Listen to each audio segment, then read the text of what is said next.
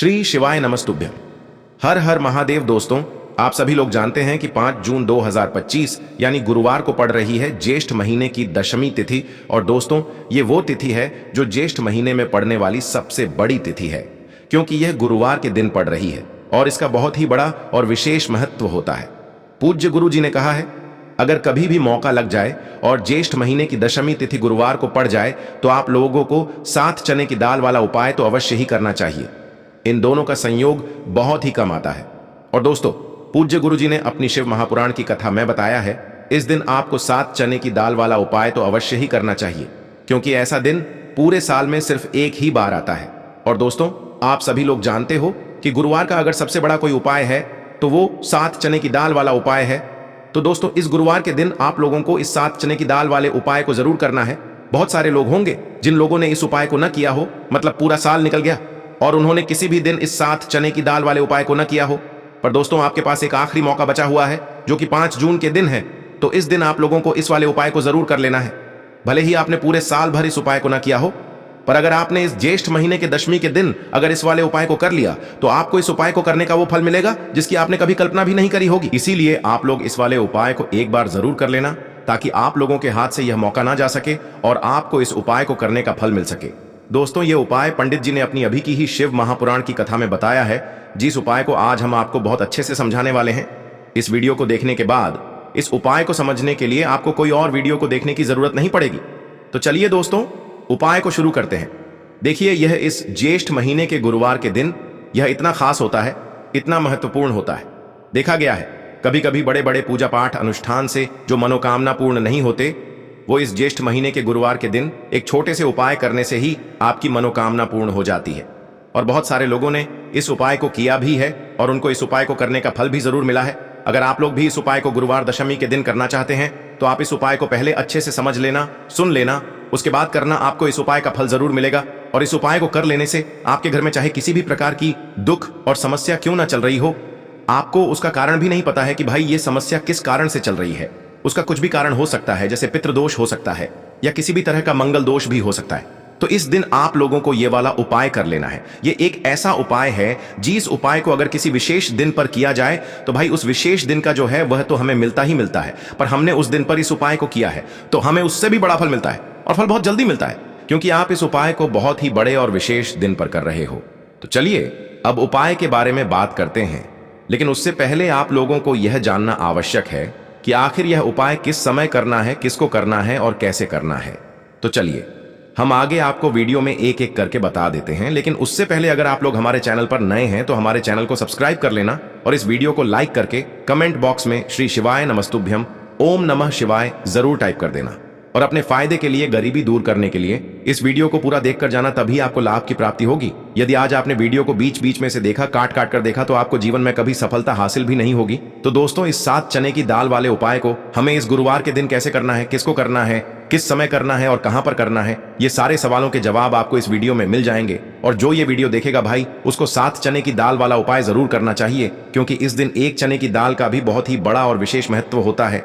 और जब बात आ जाए 7 चने की दाल की तो ये सोने पे सुहागा वाली बात हो जाती है और ये एक बहुत ही बड़ा उपाय हो जाता है इस गुरुवार दशमी तिथि का। अब हम समझते हैं इस वाले उपाय को हमें करना किस समय है। इस 7 चने की दाल वाले उपाय को हमें इस गुरुवार के दिन करना किस समय है।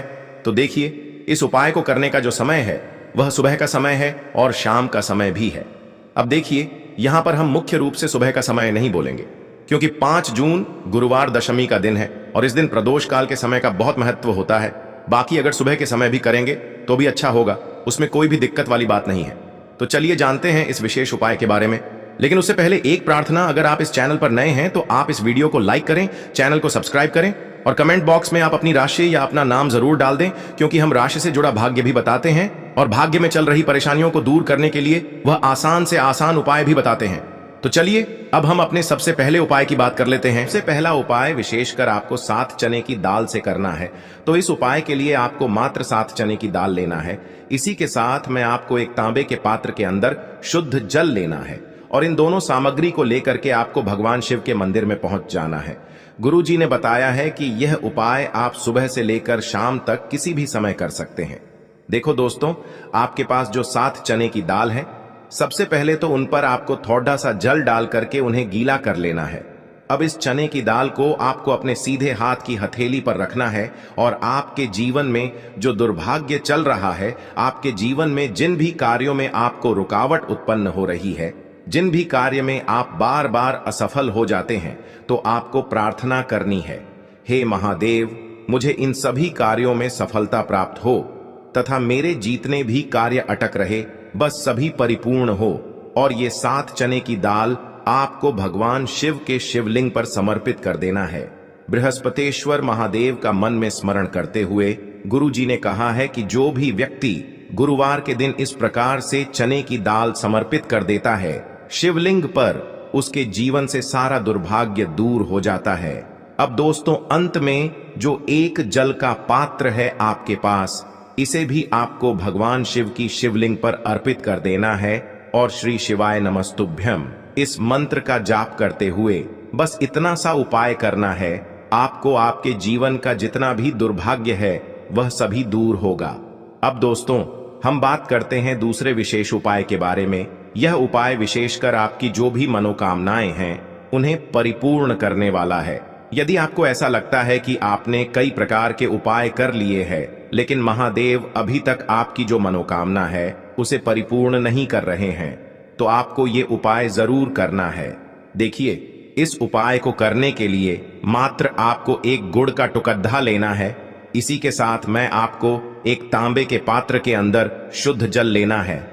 देखिए, गुरुवार के दिन यदि हम गुड़ वाले जल से उपाय करते हैं तो बहुत ही चमत्कारी माना जाता है और इससे जो हमारा बृहस्पति ग्रह है वह भी मजबूत होता है। बृहस्पति ग्रह यदि हमारा मजबूत होता है तो हमें कभी भी जीवन में धन संपदा की कमी नहीं होती है। हमारे जीवन में जो दुर्भाग्य होता है वह भी सौभाग्य में बदल जाता है। तो देखिए दोस्तों, इस उपाय के लिए आपको एक गुड़ का टुकड़ा लेना है, एक तांबे के पात्र के अंदर शुद्ध जल लेना है और इन दोनों सामग्री को लेकर के आपको भगवान शिव के मंदिर में पहुंच जाना है। अब दोस्तों, इसे गुड़ के टुकड़े को आपको उससे जल के पात्र के अंदर डाल देना है और गुड़ से युक्त जल आपको तैयार कर लेना है। आप इस जल को आपको भगवान शिव की शिवलिंग पर अर्पित कर देना है।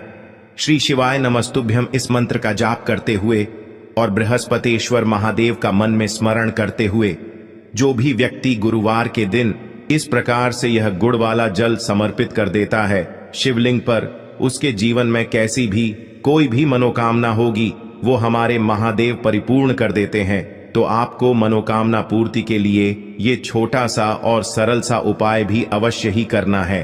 अब दोस्तों, हम बात कर लेते हैं तीसरे विशेष उपाय के बारे में। देखिए दोस्तों, इस उपाय के लिए आपको मात्र एक तांबे के पात्र के अंदर शुद्ध जल लेना है। इसी के साथ में आपको 11 चावल यानी कि अक्षत के दाने लेना है। देखें, चावल के दानों को लेते समय आपको ध्यान रखना है कि ये कहीं से भी टूटे हुए या फिर खंडित नहीं होने चाहिए। इसी के साथ में आपको थोड़ा सा पीला चंदन भी लेना है। अब देखो दोस्तों, सबसे पहले तो इन सभी सामग्रियों को लेकर के आपको पहुंच जाना है भगवान शिव के मंदिर में। देखिए दोस्तों, सबसे पहले तो आपके पास जो चावल के दाने हैं उनमें आपको ये पीला चंदन थोड़ा सा डाल देना है और उन चावल के दानों पर आपको थोड़ा सा जल डाल करके उन्हें गीला करना है, यानी कि उन चावल के दानों को आपको पीला कर लेना है। इसी प्रकार सबको इन चावल के दानों को तैयार करना है, यानी कि यह जो चावल के दाने हैं स्वर्ण के समान हो चुके हैं और ये जो आपने चावल के दाने स्वर्ण के समान जो तैयार किए हैं, इन्हें आपको भगवान शिव के शिवलिंग पर समर्पित कर देने हैं बृहस्पतेश्वर महादेव का मन से स्मरण करते हुए। देखो, गुरुजी ने बताया है कि जो भी व्यक्ति पीले चंदन से युक्त इन चावल को तैयार करके शिवलिंग पर गुरुवार के दिन इस प्रकार से समर्पित कर देता है, उसके जीवन में जितना भी दुर्भाग्य है वह सभी दूर होने लगता है और जीवन की जो दरिद्रता है उससे भी उसको मुक्ति मिलने लगती है। अब दोस्तों, अंत में जो आपके पास एक तांबे के पात्र के अंदर जल है, इसे भी आपको भगवान शिव के शिवलिंग पर अर्पित कर देना है। श्री शिवाय नमस्तुभ्यम इस मंत्र का जाप करते हुए और बृहस्पतेश्वर महादेव का मन में स्मरण करते हुए देखिए, ये सभी उपाय छोटे छोटे हैं लेकिन इनका जो फायदे हैं वह बहुत ही अधिक मिलेंगे। आपके जितने भी कार्य हैं वह सभी सिद्ध होते चले जाएंगे। आपके जितने भी कार्य में आपको रुकावटें आ रही हैं, बस सभी दूर होती जाएंगी। दोस्तों, अब हम बात कर लेते हैं चौथे विशेष उपाय के बारे में। इस उपाय के लिए आपको लेना है 11 चावल के दाने। गुरुजी ने कहा है चावल के दाने खंडित नहीं लेने हैं, बिल्कुल साबुत होने चाहिए। उसके साथ में आपको लेना है एक बेलपत्र।